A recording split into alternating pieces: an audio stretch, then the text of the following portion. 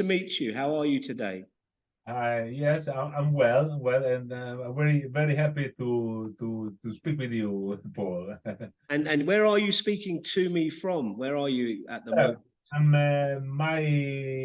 my place is in the Adriatic Riviera in Rimini, Uh-huh. Italy, So you're uh, in the east coast, central east coast of Italy.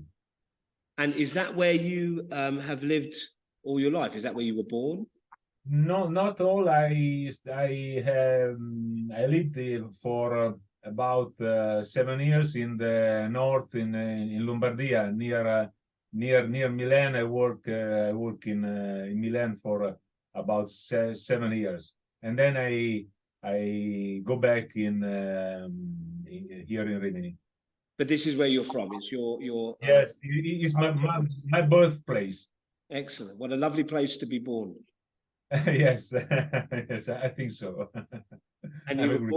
you were born the same year as me in 1965, so that's a Yes, good year yes, for many reasons.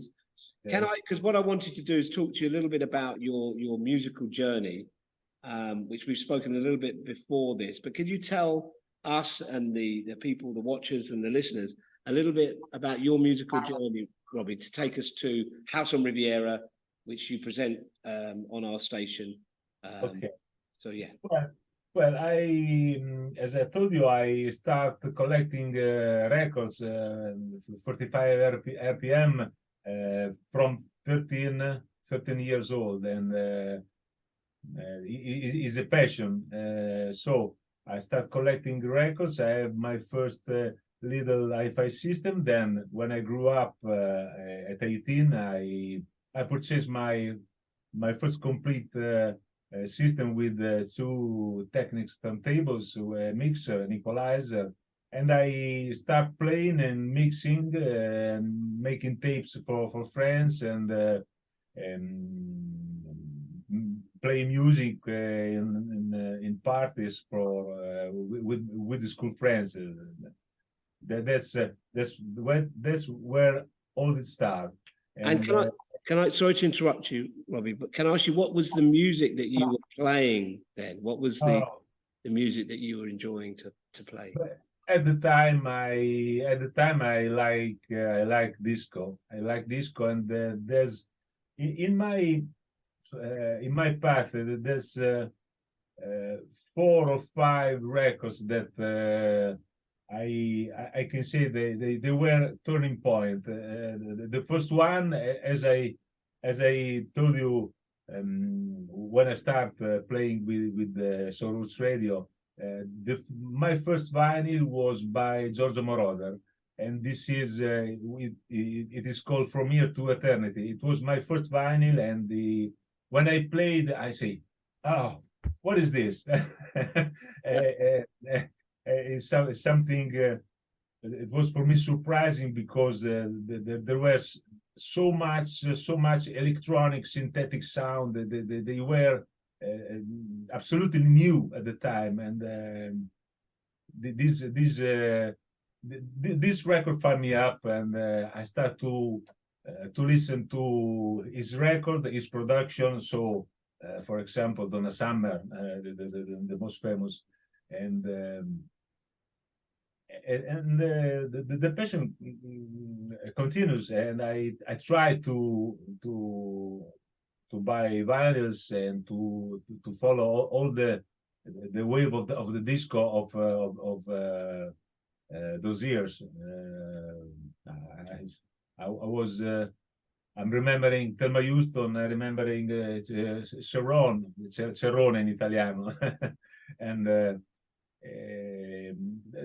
I was interested in this kind of sound. So electronic and disco, for example, Kraftwerk, for example, Yellow Magic Orchestra, to mention a few. Yes. Yeah. And this is where all it starts. Then I get married. I get married very old, very young. Excuse me. Mm. And then there was a a long period when I can follow music in the same way I was doing before. Mhm. But I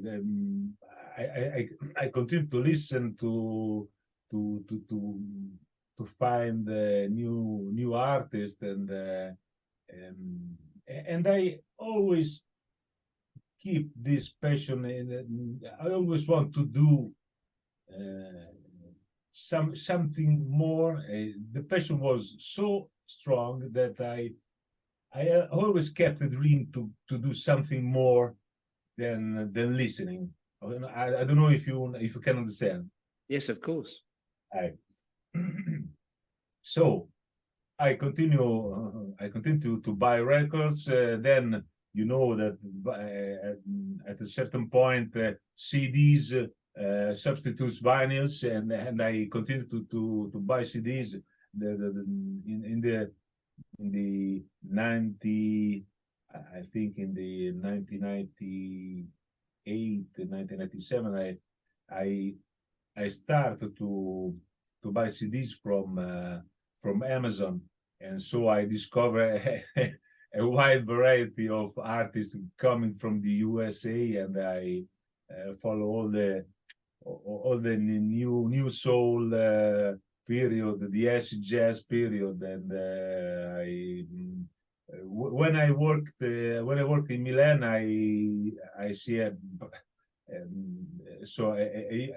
huge number of concerts of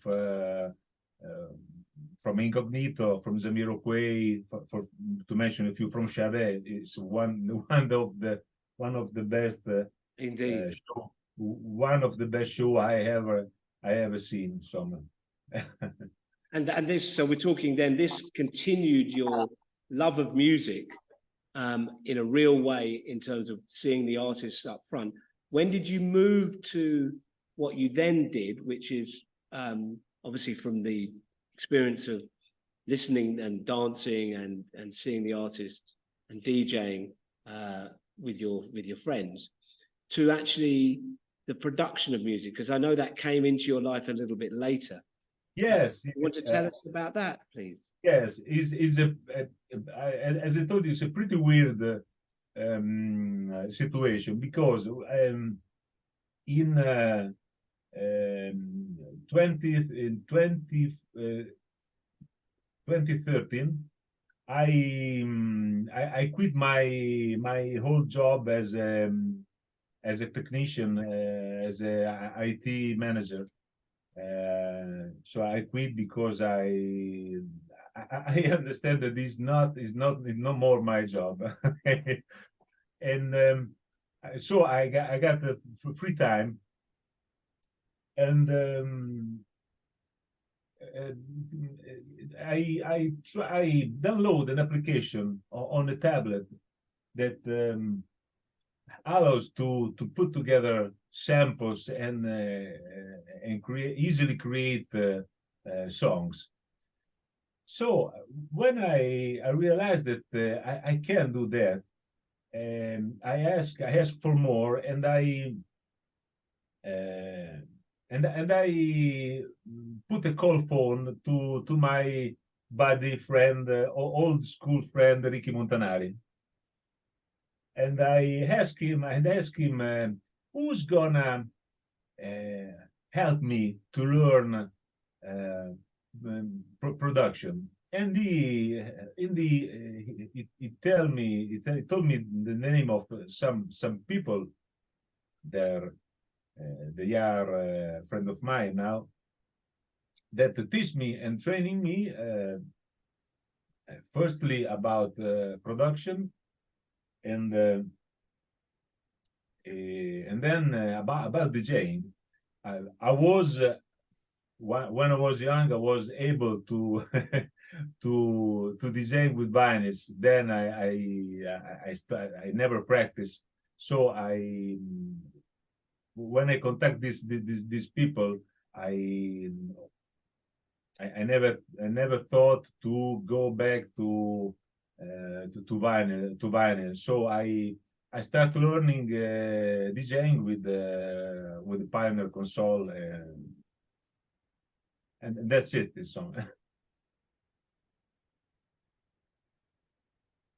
Non ti sento. That meant you were making music as a producer, correct? I lose the last two. Sorry, it's my fault. That meant at this stage, having met these people, that Yes. and I believe that this is the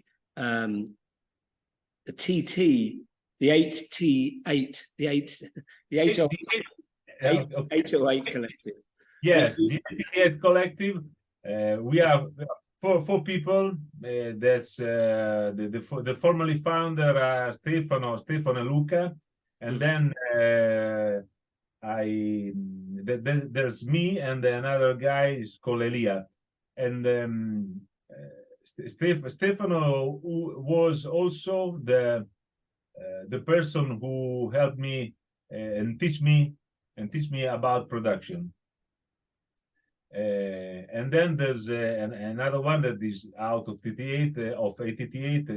His name is Max Monti, that teach me about DJing.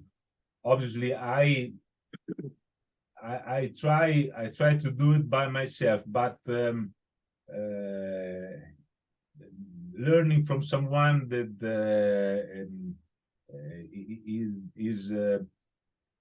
has a long career in DJing and a long career in teaching helps me to understand many things that I think I cannot understand by myself. I don't know if I explained correctly. You have explained it. It's very clear, and I can see that the setup that you have now excuse me, is a studio where you have the equipment that you need, and indeed I can see the 808 logo up on your wall. So this is still something that is very much in your heart. Yes, because we always each person of 888 has his whole professional life in DJing and in producing, but we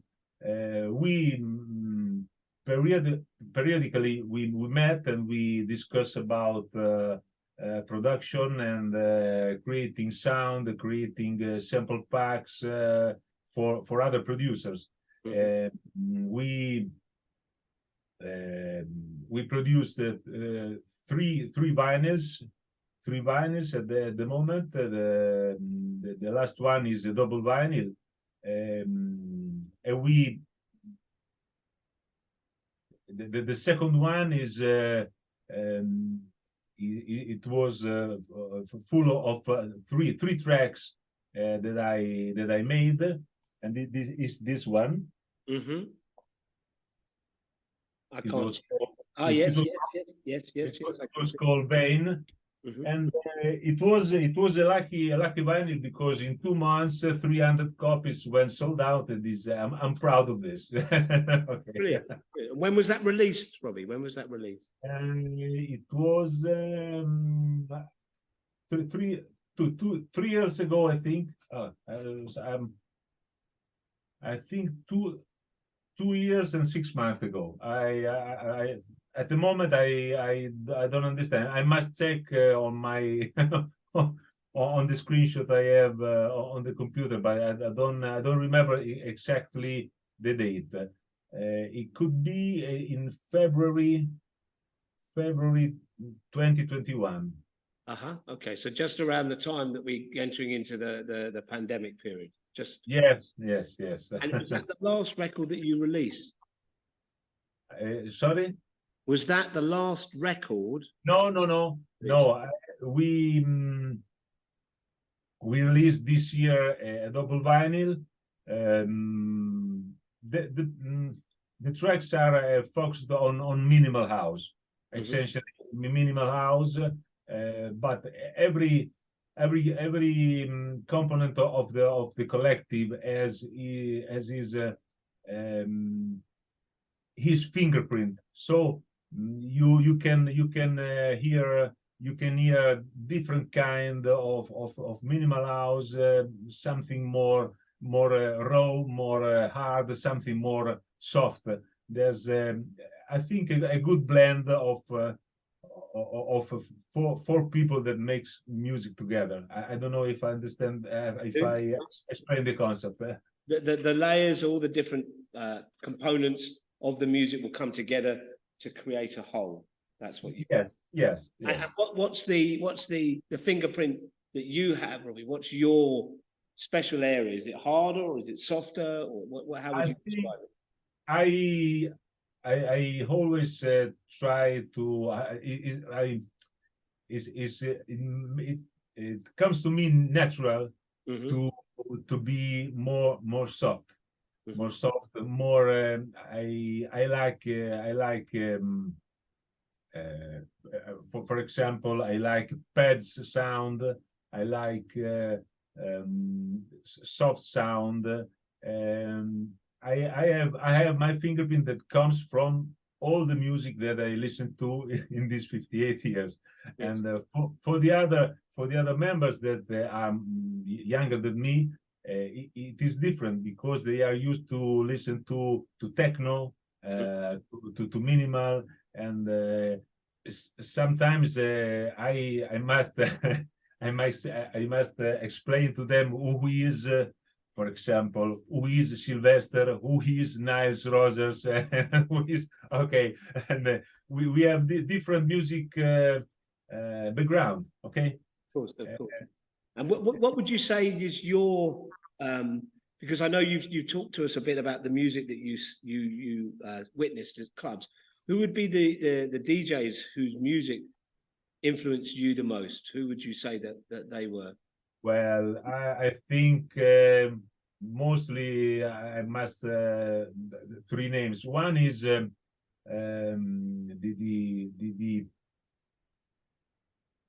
I cannot say his name is Mozart. His really name is Claudio Rispoli. He's the soul of I don't know if you know them, the Gesto Funk. I don't know. Okay, Gesto Funk is a group that was built up here near in Riviera in Ravenna, and the mind of this group was Mozart. He is a producer. He is a DJ. This DJ has influenced me a lot. And it was also the master, the guru of Ricky. Okay, he knows him very well. The other one I think is Ricky Montanari, of course. And I think the last one I want to mention is Dave Lee. Absolutely. I think these are the three names of the DJs that I have been influenced mostly by. Yes, of course. And in terms of your musical style and what we hear on your shows as well, yes, what would you say is your favorite? Where do you feel your heart sing mostly? Well, I think that as you can listen to the show, you can listen, and I play.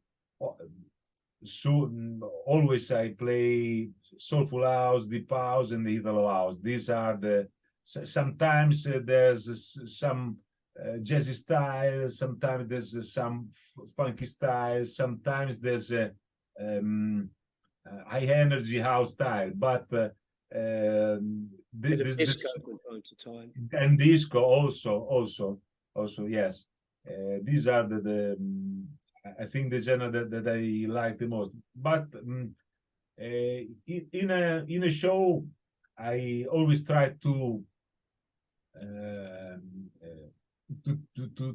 start slowly, to rise up and to change the mood and to slow down and to rise up again. So I try to do this kind of way, and not I don't know if I achieve this objective, but I try to do that. You do achieve the objective, Robbie, most definitely, and the shows are brilliantly put together as well. So then it's clear you have a love and passion for the music, which is wonderful. including some of your own music that you have showcased on the shows as well. And can I ask you, because it's wonderful that you're going to come over to the boat party. Yes, I'm very happy. I say you something that I think that this radio is a wonderful radio. The only regrets, as I told you, is that I can have the time to listen to all. But sharing music, sharing vibes, and when I can, I listen to you. I listen to Scotty. I listen to Georgie. I think that there is always something to learn, and this the sharing of this of feeling, of music, of knowledge is a wonderful thing.